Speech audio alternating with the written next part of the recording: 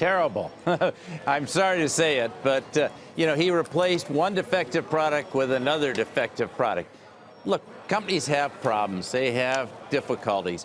But you better get the fix right. They didn't have their engineers get to the root cause. No one came to the U.S. to find out what the real problems were.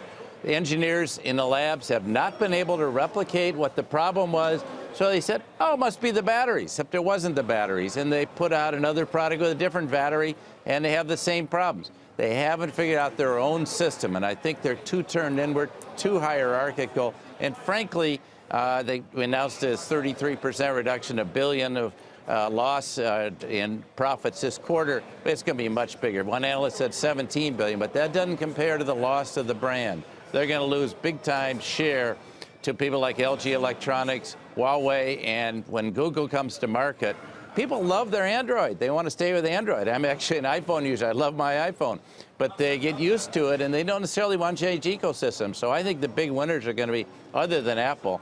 But I think the CEO and Mr. Lee have got to get over to the United States, make public apologies, probably have to appear in front of Congress or someone to, otherwise they're going to wind up like Volkswagen has with tremendous damage to a great brand. And it's really a tragedy. Samsung is a great company, but they're behaving very poorly in crisis.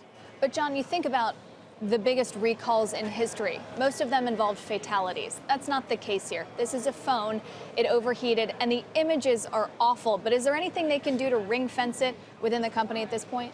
Well, the problem, I think, in analyzing this is that we know so little about how Samsung is actually run. I mean, a challenge is a lot of companies. Apple, if you're an Apple fan, then you probably know Tim Cook and Johnny Ive, or a couple of people at the top who can speak for the design, the operation, the running of the company. But when it comes to Samsung, they've got lots of celebrity endorsers, but who really speaks for the brand? I mean, yeah, it would be great if executives were to come over here and testify before Congress, but, you know, I've sat down a couple of times with high-level Samsung executives. They don't even like sitting down for TV interviews over concerns over how their English comes across. And so this is a challenge in operating in this kind of a space, particularly in a premium market. True, no fatalities, but the reason why Samsung is doing so well in phones is because they're a premium player. They're able to charge this premium because of the brand. They've already projected that for their Q3, a third of their profit is going away as of today because of this.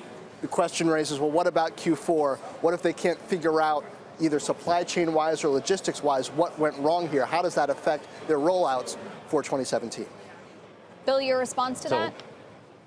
Yeah, let's go deeper into what John's saying. Here's the problem, is that I've been urging companies like Samsung to diversify the people sitting around the decision-making table at the headquarters in Seoul. And they're not doing that. They're all Korean. They all think one way. They're clueless about the impact on the public in the U.S. and when things go viral in the U.S. and how the damage. Okay, maybe there weren't any deaths. There weren't any deaths from Volkswagen either. But I can tell you the brand damage goes far beyond the 25 or 30 billion they'll lose. That's interesting, It's the reputation of the brand. They need more diversity, advising them, and the executives need to get over here and engage in the marketplace. Talk to real consumers. Get into stores. Hey CNBC fans, thanks for checking out our YouTube channel. Here you're going to find videos packed with all of the information that you need to be smarter about your finances. You can subscribe by clicking right here and click on all the videos around me or the I right here to watch the latest from CNBC. Thanks for watching.